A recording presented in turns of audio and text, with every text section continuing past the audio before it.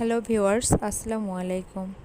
ছাদে যারা টবে বা ড্রামে লাউ চাষ করতে চান তাদের জন্য আমার এই ভিডিও।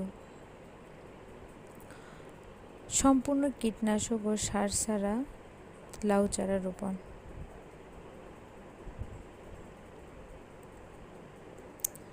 আমি রান্নাঘরের সবজির অবশিষ্ট,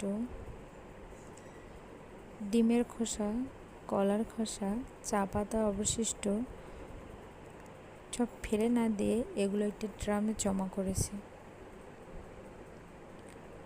জমা করার পর আমি 1 সপ্তাহ অপেক্ষা করেছিলাম।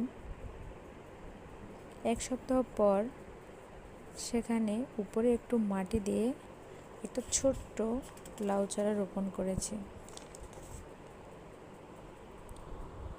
আবার আমি 1 সপ্তাহ অপেক্ষা করেছি, চারা বড় হয়ে গেছে।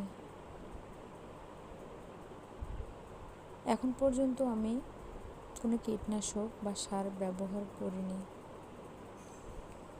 এবার আমি কিছু সবজি অবশিষ্ট, ডিমের খোসা, চা পাতা, কলার খোসা দিয়ে দেব।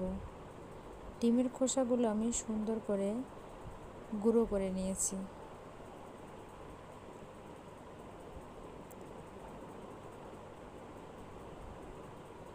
আর লাউয়ের গাছের যে পাতাগুলো সেগুলো আমি পুরানো পাতাগুলো ছেটে দিয়েছি। এরপর আমি আবার 1 সপ্তাহ অপেক্ষা করব। তবে আমি পরবর্তীতে স্প্রে দিয়ে দেব। 1 সপ্তাহ পর পর আমি স্প্রে করব। কোনো কীটনাশক ব্যবহার করব না বা বাজারের কোনো স্প্রে আমি দেব না। আমি সম্পূর্ণ ঘরে তৈরি করে স্প্রে দিয়ে দিব,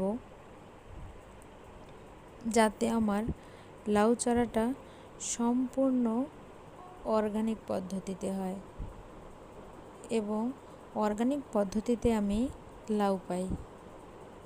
ভালো লাগলে সাথে থাকবেন, সাবস্ক্রাইব করে পাশে থাকবেন।